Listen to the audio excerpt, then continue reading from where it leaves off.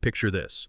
You're grilling Sunday dinner when three fake cops in Halloween badges storm your property, threatening to seize your livestock and shut down the ranch that's fed your family for 70 years. That's exactly what happened to me. I'm Dalton Mitchell, and these fraudulent HOA enforcement officers were about to destroy everything my grandfather built. Until they made one fatal mistake. See, they didn't know my cousin Jake happens to be the actual sheriff of this county.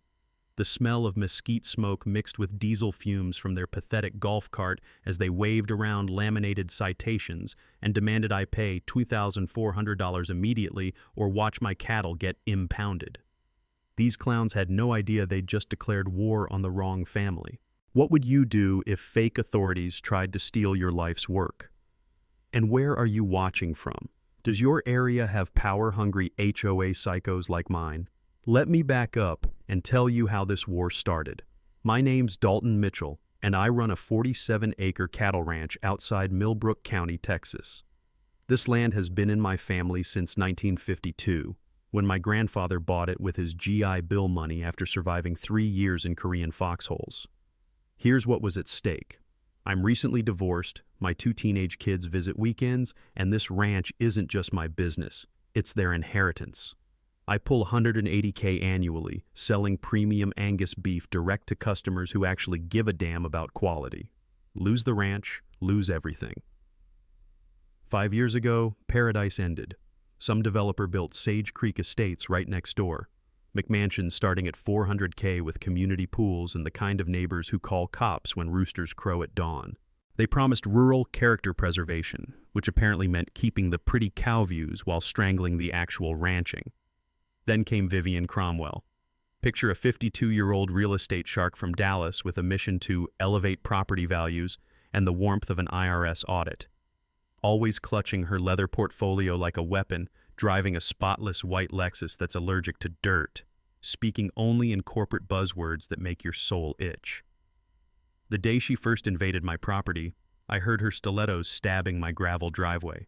Sharp clicks like a countdown timer to trouble. Her perfume hit me from 20 feet away, some chemical flower bomb that made my cattle nervous and my sinuses burn. It clashed violently with the honest smells of hay, diesel, and yes, cow shit that define real work. "Mr. Mitchell," she announced, slapping a glossy violation notice into my calloused hands like she was serving a warrant. "Your operation is in serious violation of community standards." Get this. According to her fantasy legal document, my ranch falls under expanded HOA jurisdiction due to shared water rights. She'd written herself authority over my land through some bureaucratic word salad. My grandfather's 1987 Ford tractor, unsightly equipment, my cattle, inappropriate livestock odors. Hell, even my original 1950s barbed wire was somehow non-conforming materials. I stayed calm, pulled out my property deeds, surveys, tax records. "Ma'am, my family's been here since before your subdivision was even a developer's wet dream." That's when her corporate smile turned predatory. "Things change, Mr. Mitchell. Communities evolve. Those who can't adapt, well, let's just say stubborn people often find themselves very, very uncomfortable. I'd hate to see you lose everything over pride." The threat hit like ice water. This wasn't about compliance. This was extortion with a smile.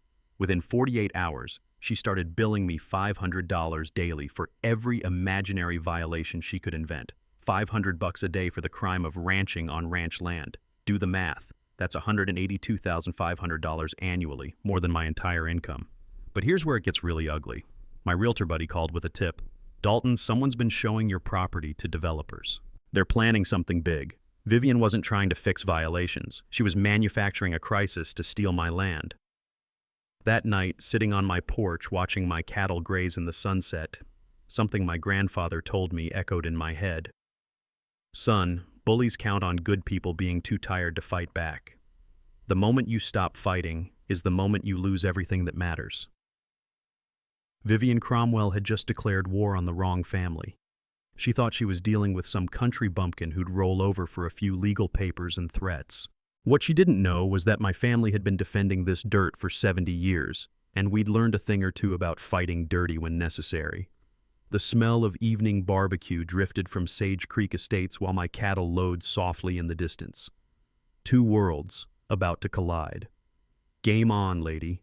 2 weeks after Vivian's threat, She pulled what I can only describe as the world's most pathetic military coup. She hired HOA Enforcement Solutions, 3 wannabes in fake police uniforms cruising my neighborhood in modified golf carts like they were patrolling Fallujah instead of harassing cattle ranchers. The ringleader was Buck Hargrove, 38 years old, former mall cop, current Napoleon complex with a badge. His navy polyester uniform squeaked when he walked and made him sweat like a marathon runner in Death Valley. The smell of his nervous perspiration mixed with cheap cologne created this uniquely awful cloud that preceded him everywhere. Tuesday morning, I'm replacing fence posts when this pathetic whirring sound approaches. Buck's golf cart puttered up my drive, amber lights flashing like he was responding to nuclear meltdown instead of bothering a guy with a shovel. "Sir, step away from that equipment immediately," Buck announced, heaving himself out of his cart with all the authority of a hall monitor having a breakdown. My cattle gathered at the fence line, watching this performance with what I swear was bovine amusement. Even my cows knew this was ridiculous. "Agricultural Violation Citation 47B, Buck continued, reading from a laminated card like it was the Constitution. "Unauthorized fence modification without HOA approval. You have 15 minutes to cease operations and pay $2,400, or we impound your livestock." That's when I got my first good look at his official badge. Plastic, spray-painted gold. The kind of thing my kids used to wear playing cops and robbers, except my teenagers had better sense than to threaten adults with Halloween props. While Buck lectured me about community compliance protocols, I discreetly Googled HOA Enforcement Solutions on my phone. The website was 3 weeks old, registered to Vivian's cousin's landscaping company. Their police training certification came from a $39.99 online course that took 20 minutes to complete. Years ago, my brother-in-law got arrested for wearing his security guard uniform to a bar fight. The cops explained that impersonating peace officers in Texas carries up to a year in jail and $4,000 fines. These clowns were committing actual felonies while pretending to enforce imaginary laws. Instead of confronting Buck directly, never interrupt enemies making mistakes, I started my counteroffensive. Phone recording everything, trail cameras positioned around property perimeter, detailed time-stamped notes. If they wanted to play dress-up, I'd document every ridiculous second. That afternoon, I canvassed Sage Creek residents. Discovered Vivian had been billing the HOA $50,000 annually for professional security services that consisted of 3 guys in golf carts accomplishing nothing except making neighbors feel stupid for paying. Mrs. Henderson, 81-year-old retired teacher, pulled me aside at her mailbox.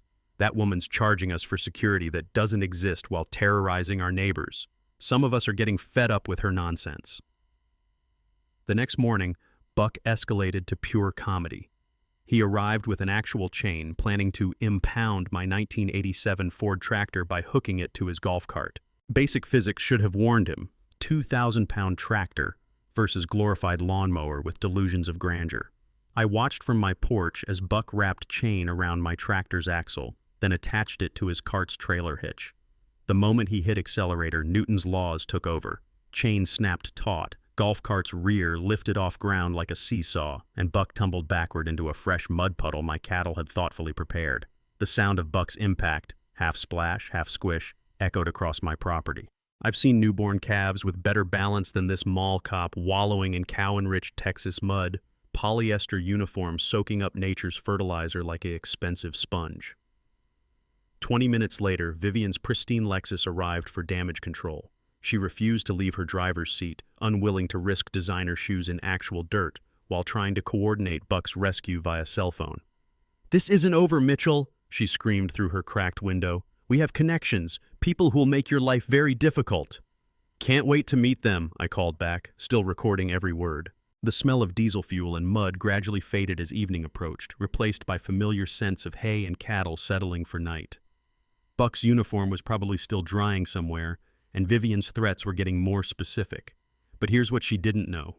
Every threat, every fake citation, every ridiculous enforcement attempt was building my case. In Texas, harassment, impersonation, and fraud aren't civil matters. They're criminal ones, and I was documenting everything. Time to step up my game. Week 3 brought Vivian's nuclear option, weaponizing the entire federal government against me. If she'd channeled this creativity into legitimate business, she might have been successful. Instead, she decided to turn my ranch into ground zero for bureaucratic warfare. Monday morning exploded with a knock that rattled my windows. County health inspector stood there looking genuinely apologetic, clipboard trembling in his hands. "Mr. Mitchell, I'm required to investigate reports of illegal slaughter operations contaminating local water supply." Illegal what now? The complaint form made my blood boil, typed on official HOA letterhead, signed by concerned citizens for public safety, complete with detailed allegations about unsanitary meat processing and groundwater contamination. Pure fiction written in Vivian's distinctive corporate buzzword style. Before noon, EPA water quality team with testing equipment worth more than my truck. By afternoon, immigration agents demanding worker documentation for employees who didn't exist. The sharp smell of government disinfectant mixed with diesel fumes from their vehicles created this uniquely oppressive atmosphere that made my cattle nervous. My kitchen table disappeared under an avalanche of official paperwork. That smooth, cold government stationery that carries the weight of potential ruin. Department of Agriculture wanted vaccination records. Texas Commission on Environmental Quality demanded water usage reports. Each document felt like another shovel of dirt on my family's grave. That evening, while fielding my 7th compliance interview call, something clicked. I started researching Vivian's pattern instead of just reacting to it. What I discovered made my hands shake with rage. She'd run this exact playbook on 3 other rural families. Mrs. Peterson lost her horse farm after 18 months of fabricated violations. The Garcia family sold their vegetable operation when EPA fines hit $30,000 for contamination that testing proved never existed. Same complaints, same agencies, same outcome. Forced sales to Vivian at below market prices. Here's where I got smart instead of mad. I filed Freedom of Information requests for every complaint against my property. The responses revealed Vivian's fatal mistake. Identical language across multiple false reports, all filed same day, all using her signature corporate terminology that no real citizen would use. In Texas, filing false government reports isn't just harassment.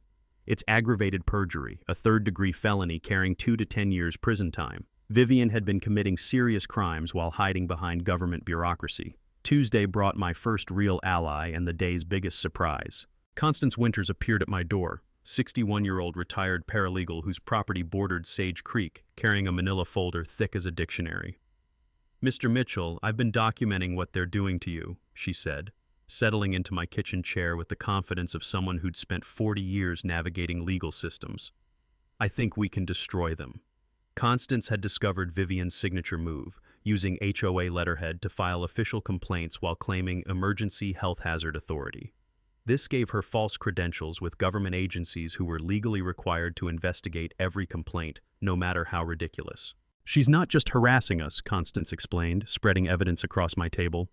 "She's defrauding taxpayers. Every fake investigation costs thousands in government resources." Then came the twist that changed everything. During the health inspector's 3rd visit in 6 months, he pulled me aside conspiratorially. "Mr. Mitchell, I shouldn't tell you this, but these complaints are obviously coordinated. Same person, same timing, same false allegations." "Can you prove it?" He glanced around nervously. "Check the submission timestamps. All filed within minutes of each other, always on Monday mornings at exactly 8:47 a.m. Like someone setting calendar reminders to file false reports. That afternoon, my daughter called from school, voice shaking. "Dad, kids are saying FBI agents keep coming to our house. Are you a criminal?" The question hit like a physical blow. Vivian wasn't just attacking my business. She was poisoning my children's sense of security and their faith in their father. The familiar weight of parental guilt mixed with white-hot rage in my chest, but instead of confronting Vivian directly, I made a strategic decision that would prove crucial later. I started feeding her confidence, letting her think she was winning while I documented every crime she committed. Constance suggested involving her nephew Marcus, a lawyer specializing in HOA fraud. "But we need overwhelming evidence first," she warned. "One angry property owner looks like sour grapes. Multiple victims with documented criminal conspiracy looks like organized crime." That weekend, sitting on my porch while another government inspection team crawled over my property, I realized something important. Vivian's escalation revealed desperation, not strength. She was panicking, making mistakes, leaving evidence everywhere. The smell of evening barbecue drifted from Sage Creek Estates, while my phone buzzed with another compliance inquiry. But now each call felt different. Instead of threats, They were building blocks for justice. Time to turn hunter into hunted. Week 4 brought Vivian's masterpiece, a full media assassination designed to destroy me on live television. She'd organized an emergency community meeting claiming my ranch posed imminent public health crisis, complete with press releases that would make CNN jealous. The community center buzzed with manufactured panic as residents clutched printed emails about agricultural contamination emergency. Vivian had outdone herself with the propaganda. Doctored photos showing my cattle terrorizing children, actually neighbor Johnson's horses, toxic water samples, muddy rain puddles, and assault weapons, my perfectly normal farm tools photographed with dramatic lighting. The thunderous sound of helicopter rotors announced Channel 7 news arriving like it was covering a natural disaster. Through my kitchen window, I watched their crew set up for what they clearly expected to be environmental Chernobyl. The metallic taste of adrenaline mixed with coffee as I realized Vivian was about to humiliate me statewide. Her staging was flawless. Crisp white blazer, concerned expression, positioned safely behind her Lexus while pointing at my dangerous operation, like she was reporting from a war zone. The performance deserved an Emmy. This man's reckless disregard for public safety has escalated beyond tolerance, she declared to cameras, voice perfectly calibrated between authority and victimhood. We've documented contamination, aggressive behavior, and now he's threatening legal action against families protecting their children. What she didn't know, my trail cameras had recorded her crew staging every piece of evidence she was presenting. While she performed for media, I had HD footage of her team moving my cattle panels to look broken, spreading manure near property lines before photos, even dumping motor oil in puddles to simulate contamination. Then came her fatal mistake. We've been forced to seek emergency authority to seize this dangerous property for community protection, Vivian announced to the reporter with dramatic flair. My blood froze. No HOA possesses seizure authority. That's exclusively government power through eminent domain. She'd just committed fraud on live television while impersonating public officials. The reporter pressed further. What legal authority does your organization have for property seizure? The Sage Creek Emergency Protection Act grants us broad enforcement powers during public health emergencies, Vivian replied confidently, holding up an official-looking document. I nearly choked on my coffee. There's no such thing as Sage Creek Emergency Protection Act. She'd literally invented fictional legislation on live TV. While this circus continued, my phone exploded with the call that changed everything. Constance's voice was shaking with excitement. Dalton, I've been investigating Sage Creek's legal structure. The HOA was never properly incorporated with the county. Their entire organization is fraudulent. What does that mean legally? Every fee collected, every violation issued, every enforcement action for the past 5 years is criminal theft. Vivian's been running an elaborate con game. The evidence was devastating. No articles of incorporation, no registered bylaws, no legal standing whatsoever. Vivian had been collecting hundreds of thousands in fees for an organization that existed only on letterhead and in her imagination. That's when the community backlash started. 3 Sage Creek residents appeared at my door looking embarrassed and furious. Tom Bradley, retired firefighter, spoke for them. Mitchell, we need to apologize. Half the neighborhood's done with Vivian's psychodrama. Our fees have tripled, she's harassing neighbors, and now she's dragging news crews into our lives. Sarah Morgan, nurse practitioner, added, she questioned my teenage daughter about your suspicious nighttime activities. That's when I realized this woman's lost her damn mind. But Vivian's psychological warfare was working. She'd started stalking my property at weird hours, parking just outside the fence line and staring at my house like some deranged ex-girlfriend. The harassment was escalating beyond property disputes into genuine stalking behavior. The breaking point came when my ex-wife called, voice tight with manufactured concern. Dalton, I've been watching the news. Maybe it's better if the kids skip this weekend until your legal troubles get resolved. What legal troubles? I haven't been charged with anything.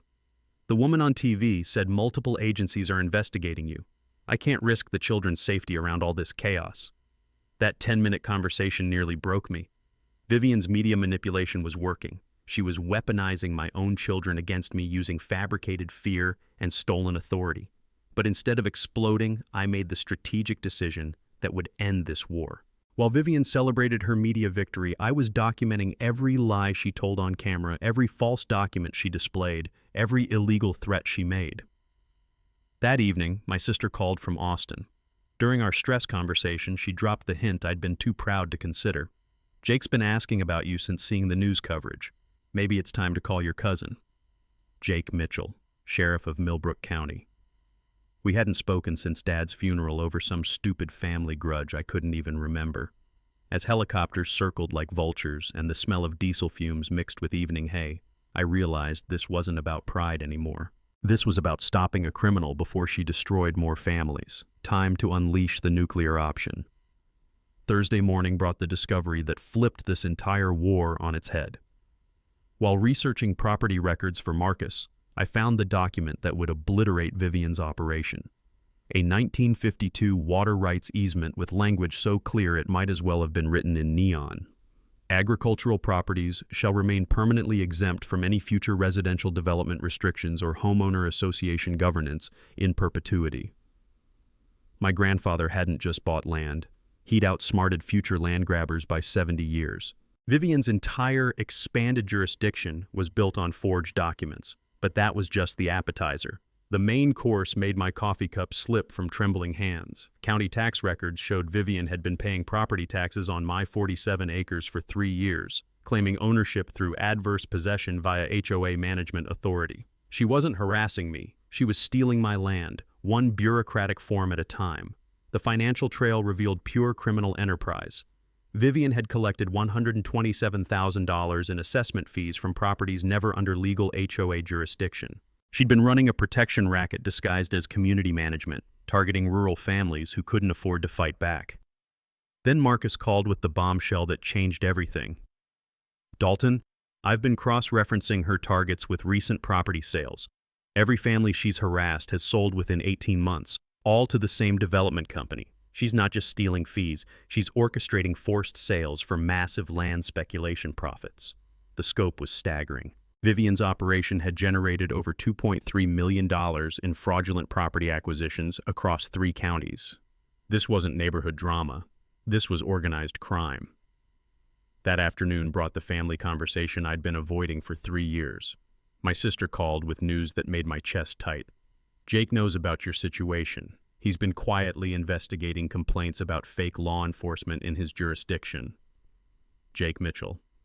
My cousin, sheriff of Millbrook County, former Texas Ranger, and the person I'd been too proud to contact since our stupid argument at Dad's funeral. We'd fought over who inherited his hunting rifle. Seems ridiculous now, but family pride runs deep in Texas dirt. He specifically asked about you yesterday, she continued. Said he's been seeing reports about fraudulent police impersonation targeting ranchers. Dalton, he's concerned. The weight of realization hit like a physical blow. While I'd been documenting crimes and building cases, Jake had been investigating the same criminal operation from his end. We'd been fighting the same war from different sides, separated only by stubborn pride. I can't just call asking for favors, I protested weakly. This isn't about favors. Jake took an oath to protect citizens from exactly this kind of predator. Vivian's not just harassing you. She's running organized crime in his county. That evening, reviewing my evidence while cattle settled for night, the moral calculus became crystal clear. Every folder contained enough felonies to imprison Vivian for decades. Fraud, theft, impersonation, filing false reports, attempted property theft, organized conspiracy. The question wasn't whether she'd committed crimes. It was how many families she'd destroy while I played stubborn. Constance had identified 11 families currently under attack. 3 had already sold and lost their generational land. 2 were facing bankruptcy from compliance costs. 1 elderly couple was considering suicide rather than lose their farm. My pride was enabling a predator. Marcus had the legal strategy ready. Confront Vivian with overwhelming evidence, demand complete cessation and full restitution, or face immediate criminal prosecution. But having sheriff backing meant instant justice instead of years of court battles. As the smell of evening hay mixed with distant diesel fumes, I made the decision that would end this war and maybe repair something more important than property lines. Time to call my cousin and finish this fight properly. Friday morning, I swallowed 3 years of stubborn pride and dialed the number I should have called weeks ago. My hands shook like I was confessing murder instead of asking family for help fighting actual criminals. Dalton? Jake's voice carried surprise mixed with relief. Damn, cousin, I was wondering when you'd call. Jake, I screwed up. I should have reached out sooner about what's happening. You mean the fraudulent law enforcement operation terrorizing ranchers in my county? Steele replaced warmth in his voice. I've been investigating complaints about fake badges and illegal citations for 2 months. Funny thing is, your name keeps appearing as the primary target. That conversation lasted 2 hours and healed 3 years of family wounds. Jake had been building his own case from the law enforcement side, tracking complaints about impersonation, investigating suspicious property sales, documenting abuse of government resources. We'd been fighting the same war from different trenches while our stupid pride kept us apart. Bring me everything you've got, he said finally. If you're right about the scope, we're looking at organized criminal enterprise that could send people to prison for decades. Monday's war council at Marcus's law office felt like planning D-Day. The conference table disappeared under evidence that looked like prosecuting organized crime. 5 years of documented fraud, 847 photographs, 23 hours of video, financial records proving systematic theft spanning 3 counties. The smell of fresh coffee mixed with the sharp scent of toner from hundreds of copied documents as Marcus laid out our strategy with surgical precision.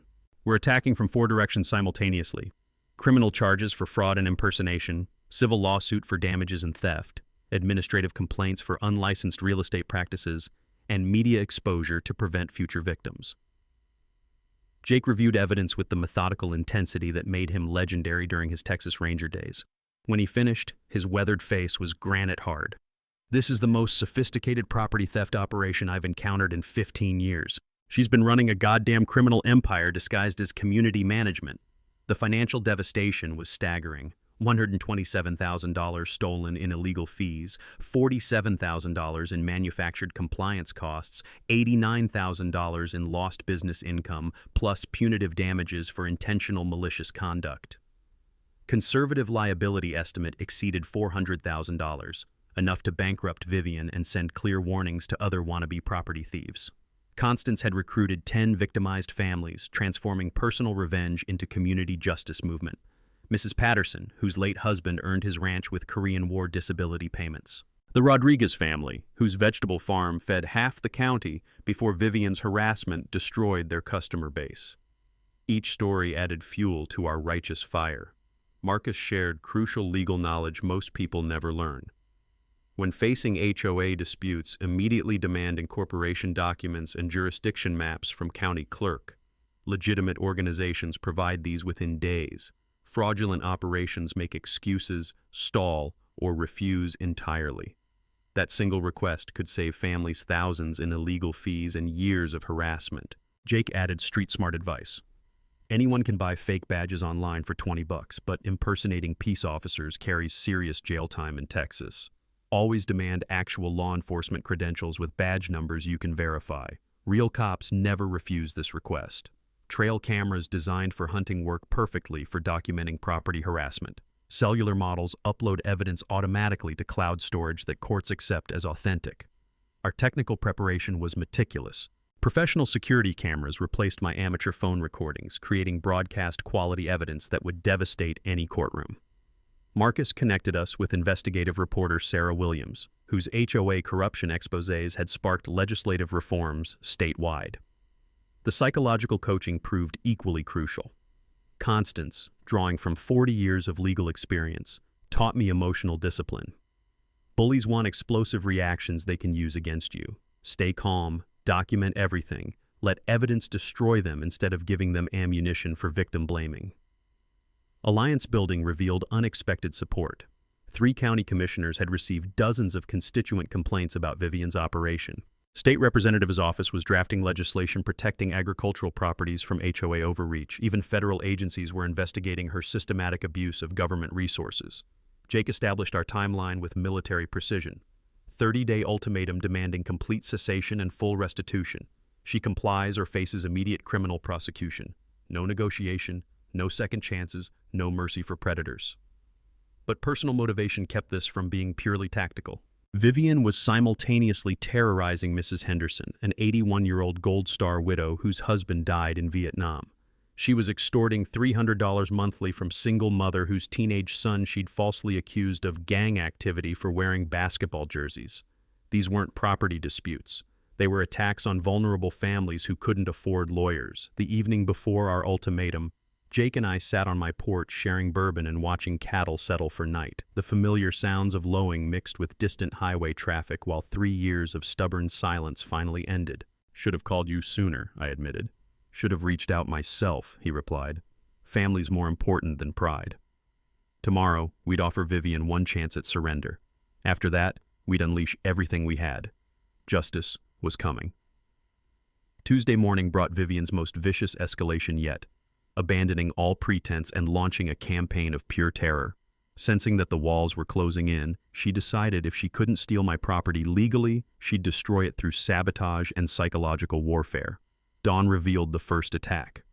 My cattle water tanks had been riddled with holes overnight, creating muddy disasters that would take days to repair. But worse than property damage was the attempted murder of my livestock. Someone had dumped motor oil and antifreeze into the remaining clean water, enough poison to kill every animal on my ranch. The metallic smell of punctured steel mixed with the sickening chemical stench of contaminated water as I realized how close I'd come to losing everything. If my cattle had drunk that poison before I discovered it, 70 years of family legacy would have died in a single night. My feed storage shed told an even more terrifying story. The lock had been superglued solid, then someone had cut ventilation holes and poured gasoline inside, creating a fire hazard that could have burned down my entire operation while I slept.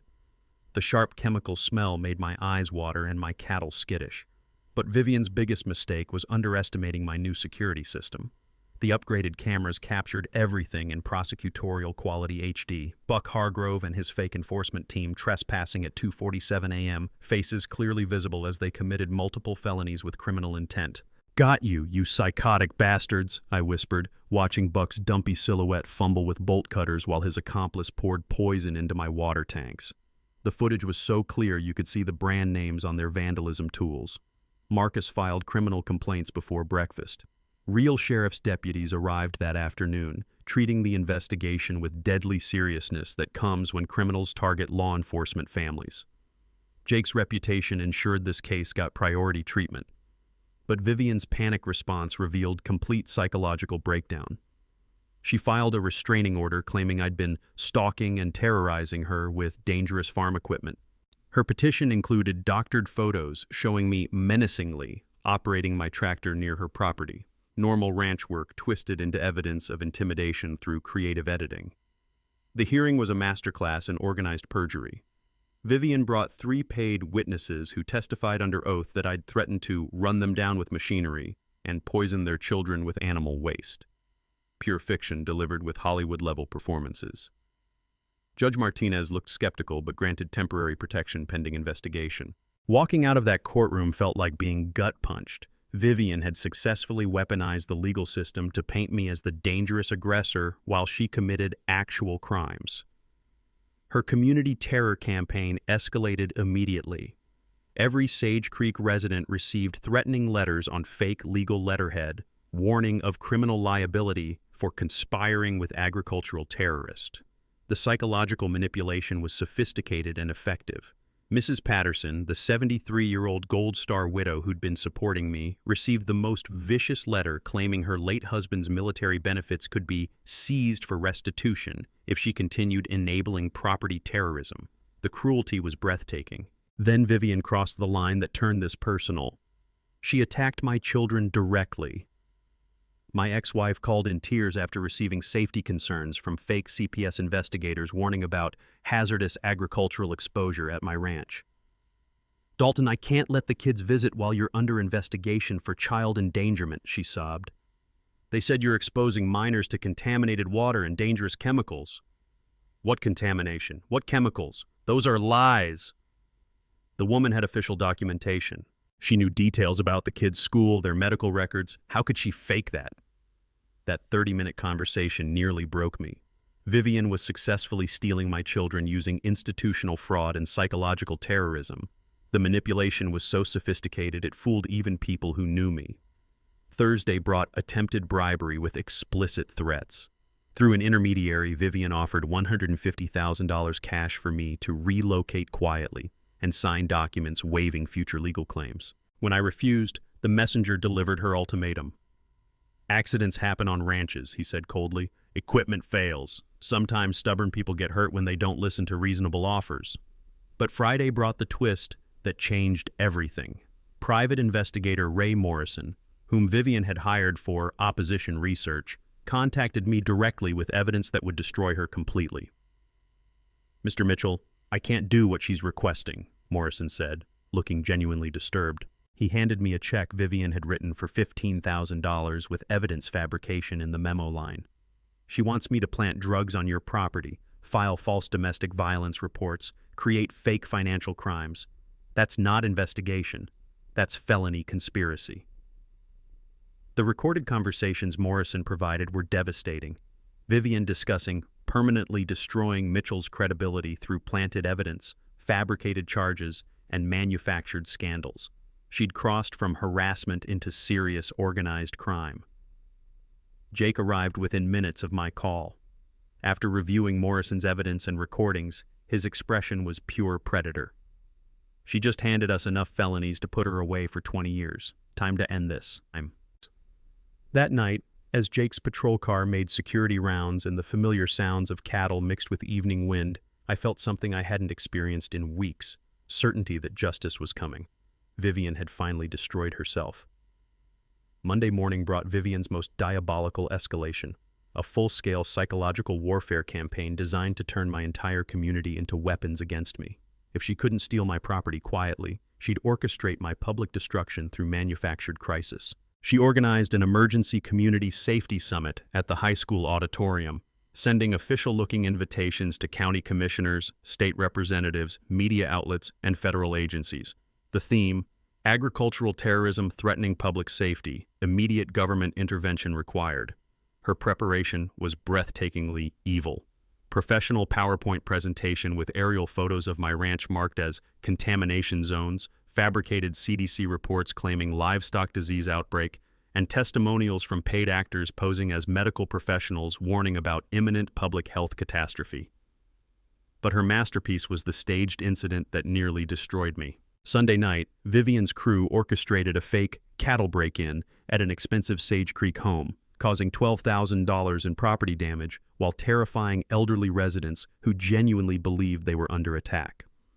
The sound of splintering wood and terrified screaming filled the night as confused cattle trampled through manicured gardens while homeowners called 911, believing they were experiencing home invasion. My heart broke watching my gentle animals used as weapons in someone else's criminal scheme. News crews arrived suspiciously fast, clearly coordinated response. Vivian performed for cameras with Oscar-worthy grief, holding pictures of damaged property while standing next to traumatized elderly victims. "These beautiful people have lived here peacefully for years," she sobbed convincingly. "Now they're afraid to sleep in their own homes because one man refuses to control his dangerous animals." The media coverage was devastating. Rogue cattle terrorize elderly residents. Ranch owners' negligence threatens community. Dangerous livestock operation sparks safety crisis. Each headline drove daggers deeper into my reputation and livelihood. My phone exploded with death threats from strangers. "Control your animals or we'll control you." "Terrorist rancher should be in prison." "Someone should burn down your operation." The venom was overwhelming and constant, but worse than stranger hatred was community isolation. Neighbors who'd known me for years suddenly crossed streets to avoid conversation. Local businesses refused my calls. Even my feed supplier demanded cash payment up front, claiming insurance liability concerns. Tuesday brought the most vicious personal attack yet. Vivian contacted my children's school claiming I was under federal investigation for bioterrorism and might pose danger to students during pickup.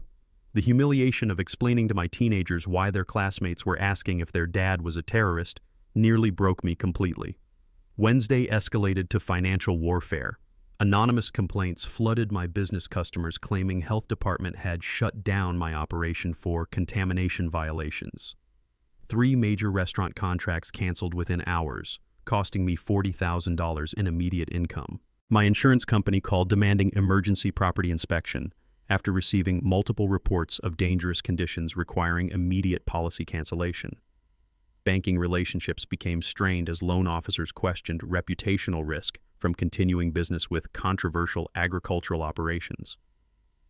The psychological pressure was crushing. Vivian's campaign had successfully isolated me from community, customers, family, and financial resources. Every day brought new fabricated crises requiring expensive responses that drained my savings while destroying my reputation. Thursday brought her most sophisticated attack: federal agency coordination, simultaneous investigations launched by EPA, USDA, OSHA, and Homeland Security based on credible reports of agricultural bioterrorism activities. Each agency demanded immediate compliance inspections costing thousands in consultant fees. The paperwork avalanche was intentionally overwhelming. Environmental impact assessments, biosecurity protocols, equipment certifications, worker safety compliance, bureaucratic requirements designed to bankrupt small operations through administrative costs alone. Friday's revelation nearly destroyed my sanity. My ex-wife called sobbing after receiving official notification that Child Protective Services was investigating me for exposing minors to biological hazards during weekend visits. The threat of losing my children was the final psychological weapon in Vivian's arsenal. "They have medical reports claiming the kids were exposed to dangerous pathogens," she wept. "Professional documentation about contamination risks. How can I fight government agencies with expert testimony?" That conversation lasted an hour of manufactured terror overriding parental instinct. Vivian had successfully weaponized my own children against me using institutional fraud so sophisticated it fooled protective mothers. But while my world crumbled publicly, Jake had been working behind scenes. His investigation had uncovered connections to a larger criminal network operating across multiple counties. Vivian wasn't just targeting me.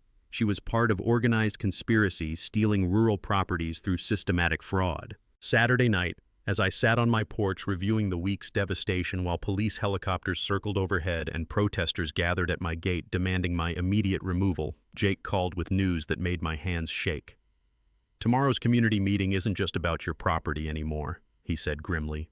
"Federal investigators are attending. Vivian's about to discover that her criminal enterprise has attracted very serious attention from very serious people."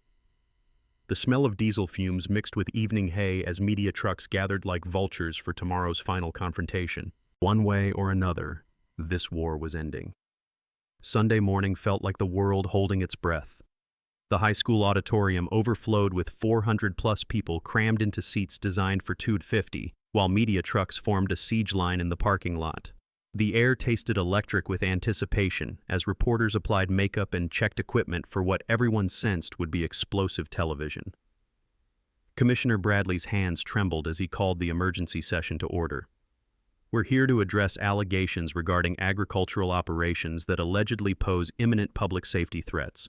And Vivian commanded the stage like a prosecutor delivering death penalty closing arguments. Her presentation was Oscar-worthy.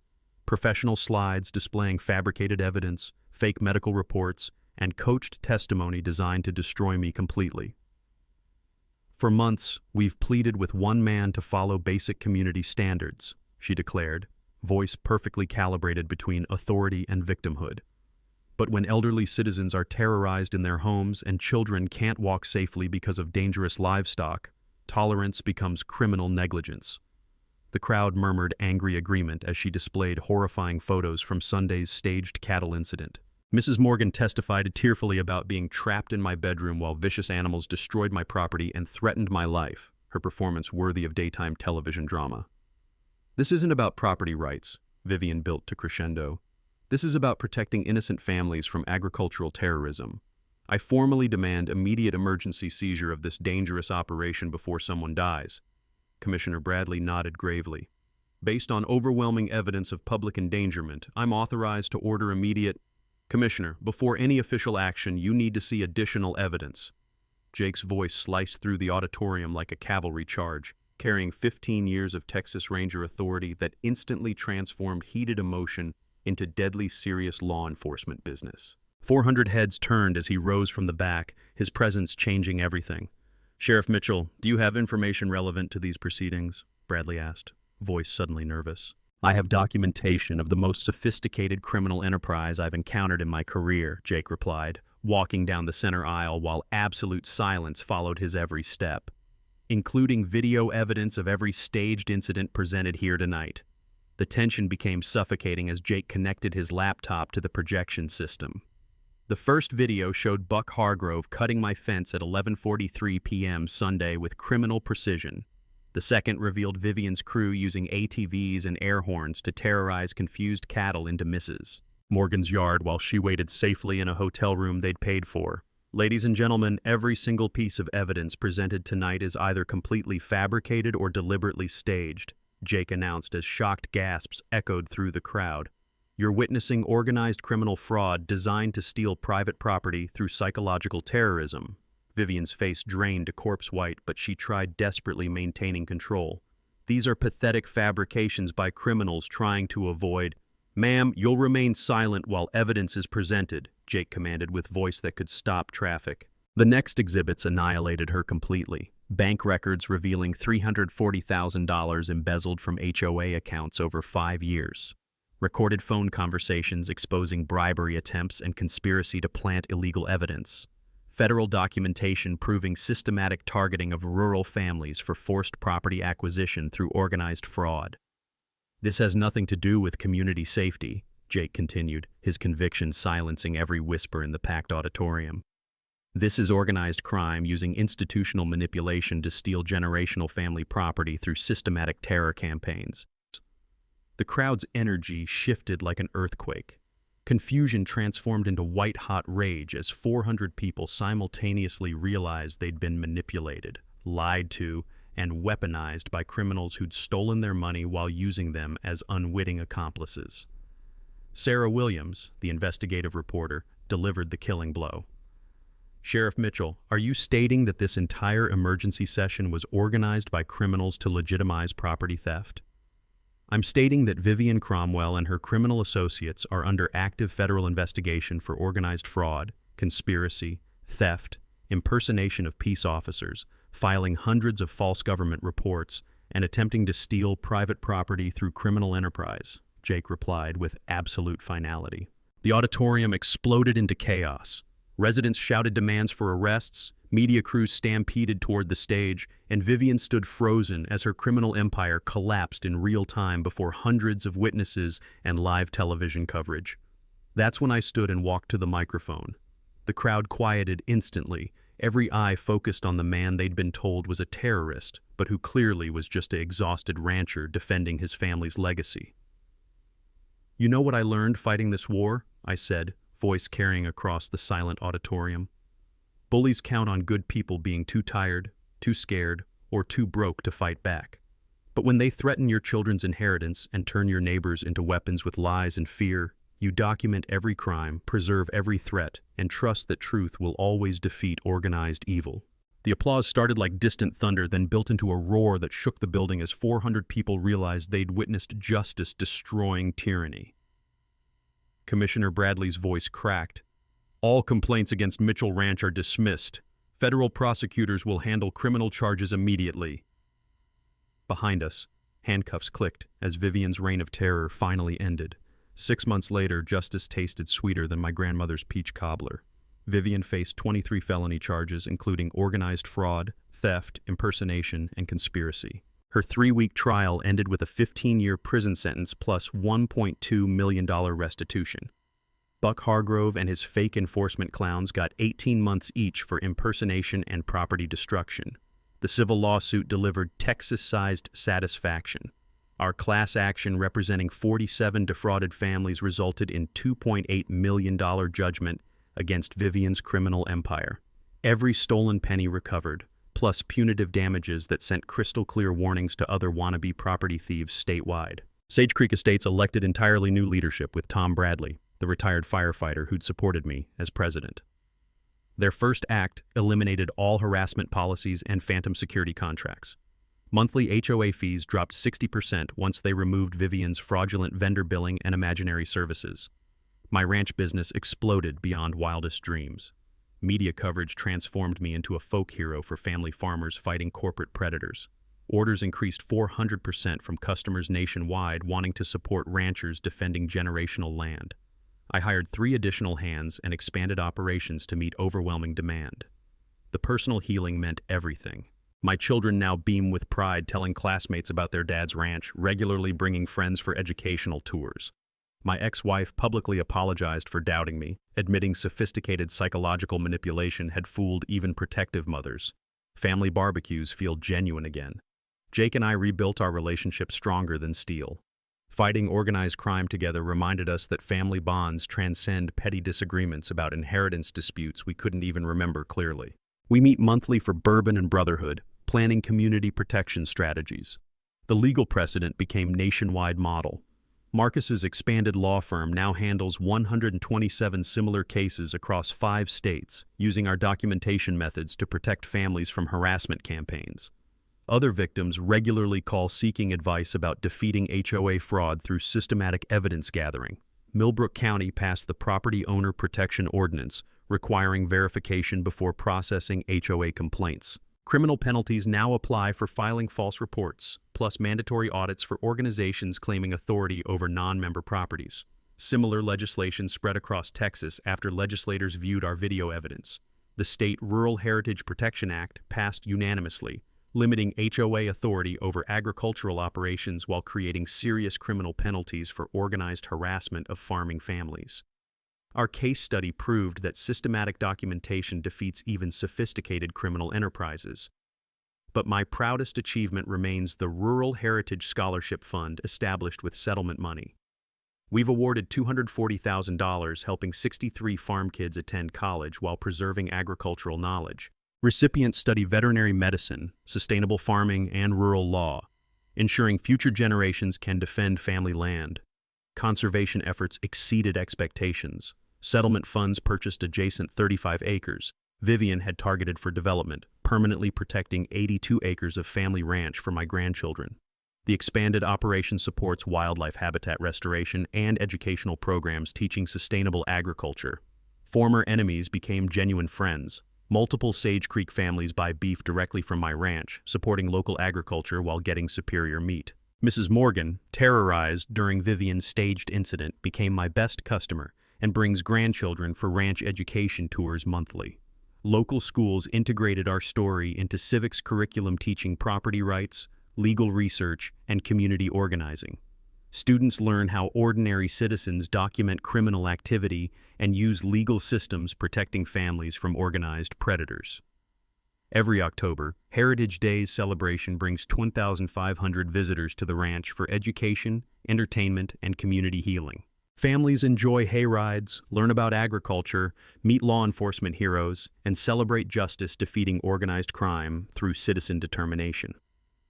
Standing on my porch last weekend, watching my cattle graze peacefully while children from Sage Creek played with ranch dogs, I reflected on this incredible journey. The evening air carried familiar scents of hay and barbecue while laughter echoed across land my grandfather would be proud to see thriving. 5 years ago, I thought I was just defending my ranch, I told festival visitors. Turns out we were protecting every family's right to live peacefully without being terrorized by criminals with fake authority and clipboard intimidation. The takeaway remains simple. Verify HOA authority through county records, document everything from first contact, and remember that bullies succeed when good people are too exhausted to fight back. Truth and persistence always defeat organized deception. Share your HOA nightmare stories in the comments, whether you're currently fighting harassment or want to warn others about red flags. Your experience might save another family from years of criminal targeting.